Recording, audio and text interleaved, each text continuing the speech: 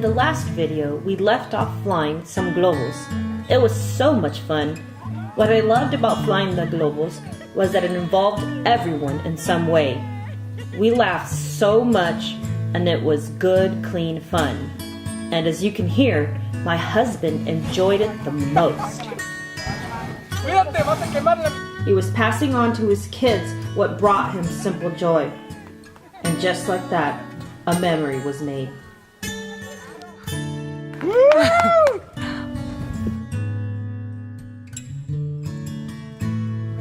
After a great meal, amazing company, and several globals later, we headed back home. My kids got to try new things like jumping off a moving truck and jumping back in, shooting in the open range and getting dirty for fun. We even went to a little spring called La Bota, where I remember my abuela had taken me as a kid several times. They got to taste the not-so-touched water that I had tasted many years ago. They were just being adventurous. We forget what it's like to just live in the simplicity of life. And this was exactly what I wanted for us. After the little excursion, I wanted to head on over to the family home. I walked to the back of the land in hopes to see the familiar. I was looking for the tree that always brought back so many wonderful memories. But I saw the suitcase and wondered whose it had been and where it had gone. Those things that sometimes we consider trash hold so much. I wish I could ask it questions and it would respond.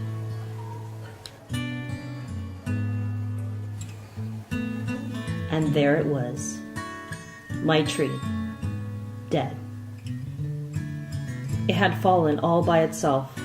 What once was full of life, with stories and secrets of family past, was gone.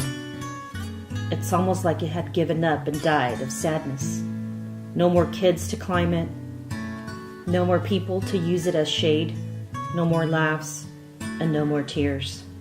It was left to itself and the memories of all who used it. I was saddened to see it there, laying on the land with vines growing all over it. Well, I guess I have to find a new place to write. I'll tackle that problem later.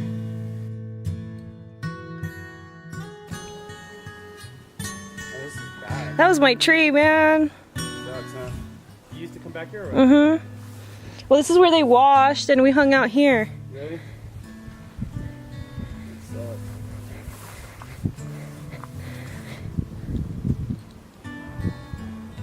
I walked towards my abuela's house, and to my surprise, you could no longer see it. The grass was as tall as the wall that was left to the street. There was really nothing to see anyway. Everything had fallen apart.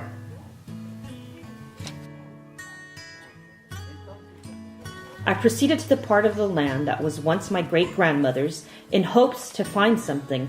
I entered through the double doors, and the old rooms were still there, but it was falling apart. It looked abandoned and broken down.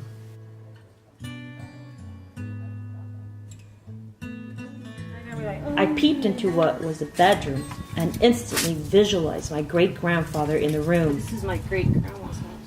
He was a dark-skinned man, but with presence.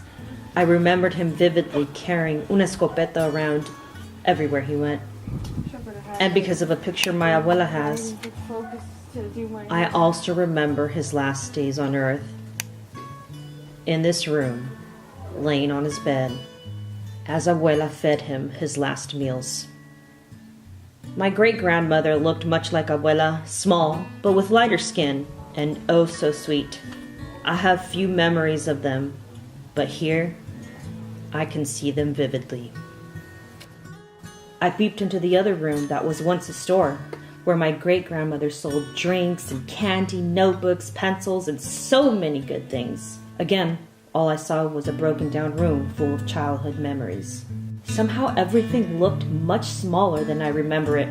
There was an area where I remember as a kid watching my great-grandmother make enchiladas at night in a wood-burning stove overlooking the street. It looked so small. How did we all fit there comfortably? Well, we just did. I walked back not really knowing what to think or how to think. I was kind of dumbfounded. This communal land was so full of life and family, and it was so sad to see how now it was all alone.